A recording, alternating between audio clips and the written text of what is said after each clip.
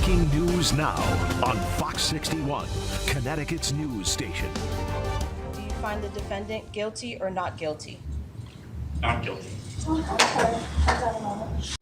Now at 6, we continue to follow breaking news from Milford. Raul Valley has been acquitted of murder and manslaughter. Valley was accused of stabbing Jimmy McGrath at a party in Shelton in 2022, but claimed it was self-defense in the midst of a big fight. Thanks for joining us for the Fox 61 News at 6. I'm Brent Harden. And I'm Sarah Sanchez. The decision was a partial verdict after 3 days of deliberations. Fox 61's Alicia Hercules has been covering the trial since day one and was in that courtroom when the verdicts were read. So Alicia, there's a lot to unpack here. Tell us what it was like in that courtroom when that verdict came down.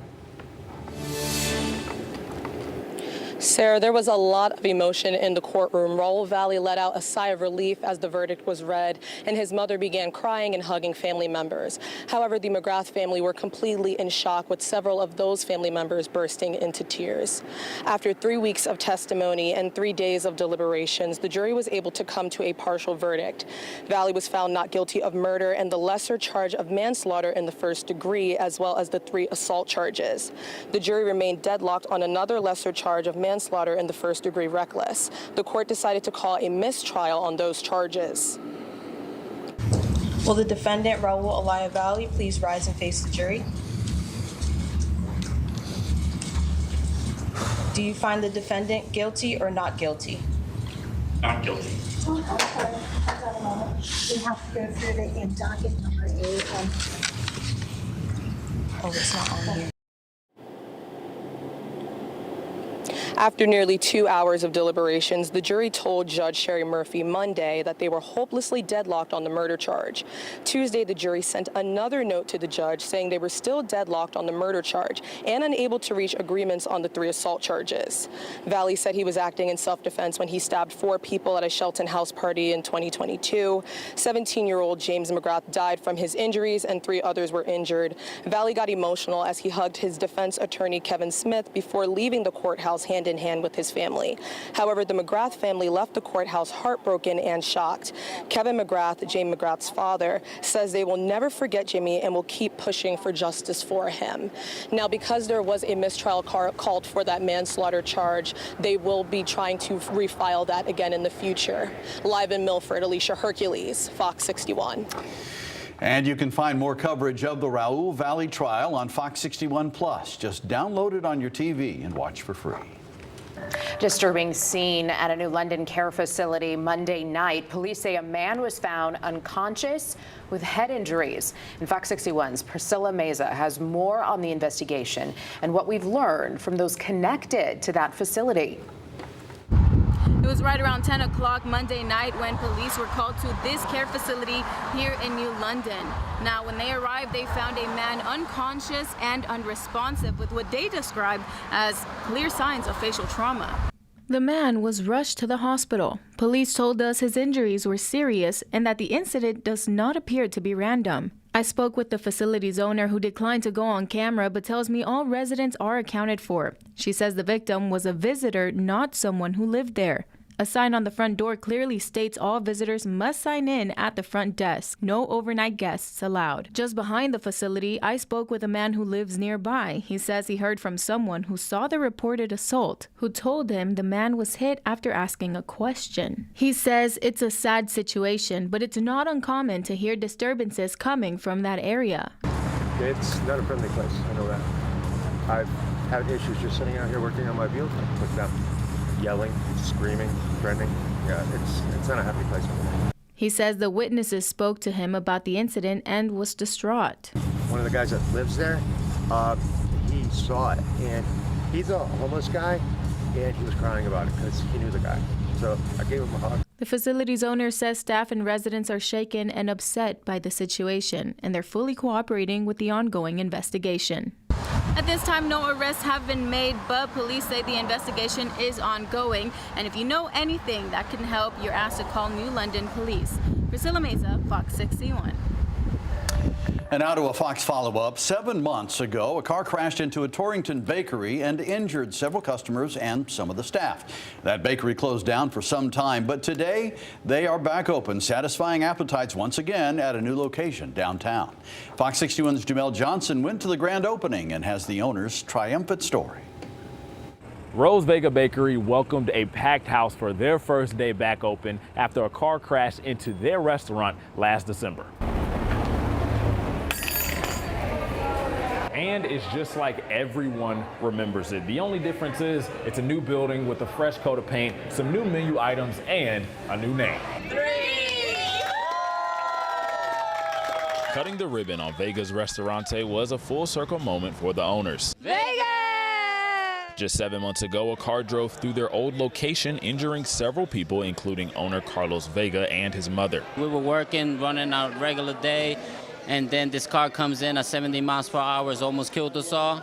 We're happy to be here, still alive, God is good. After that day, Carlos didn't know if he wanted to start back up the business, fearful of losing it all again. It was a tragedy, and it was tough to, revisit the restaurant business again and trust that it was not going to happen again.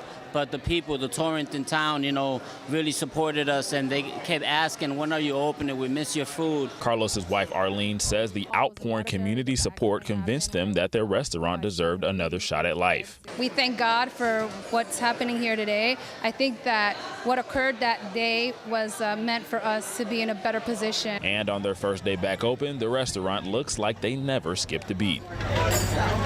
Regulars like Anaya Stevenson and Jock Anthony Williams couldn't wait to order their usuals. Rice and beans. Bring on the rice and beans. That's my favorite when I come here, but since they've been closed down, I haven't been able to get that. So that's what I'm looking forward to first.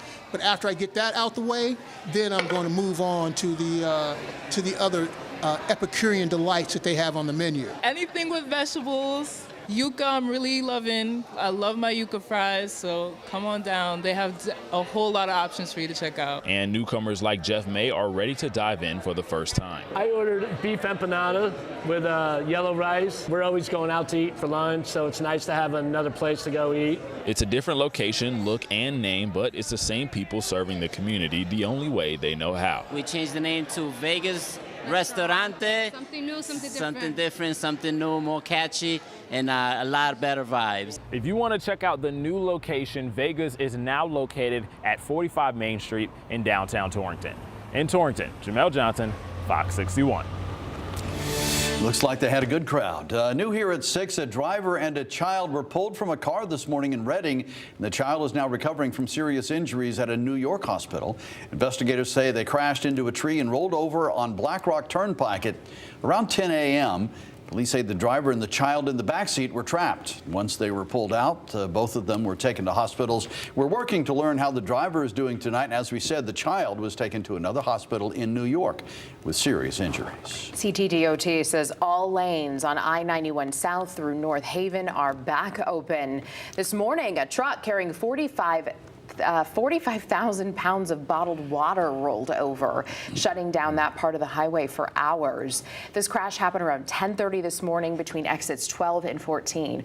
We're told some diesel fuel spilled, and thankfully crews, though, contained it. The driver was taken to the hospital with minor injuries. And some people in Waterbury are experiencing power outages, not because of yesterday's storms, but because a box truck crashed into a pole just a bit ago. City officials tell us crews are at the corner of Cook and North Main Street to remove the pole from the truck. A man crashed around 2:15 this afternoon. Leaders say he was taken to a hospital and he's expected to be okay. Eversource says it will take a few hours to turn the lights back on. And a man is behind bars in Florida right now. Waterbury police say he helped kill a man back in 2018. Police arrested Kevin Diaz in Mascot, Florida during a traffic stop late last month. He's one of 3 men accused of killing Henry Ayala on Knollwood Road in November of 2018. Diaz faces a conspiracy to commit murder charge. Officials are working to bring him back here to Connecticut. And Waterbury police say they are still looking for the other 2 suspects involved, Santos Vasquez Rivera on the left of your screen and Carlos Alvarado on the right. Call police if you know anything about what happened. New Haven police are looking for a man who reportedly broke into someone's home overnight and woke them up when he stood over them holding a gun. Details are still limited, but here's what we know so far. First, officers are calling it a domestic violence incident. Police say their suspect took off in a car. Officers followed him until he crashed near Blake and Fitch Streets. Tonight, that man is still at large. And the body of a man reported missing in Wallingford has been found in Oxford. Police found the body of 24-year-old Robert Connolly near Guntown Road yesterday. Police say he was thrown from a motorcycle when it crashed down a 20-foot embankment, and Connolly died from his injuries. The crash is under investigation now, and call state police if you know anything about what happened there.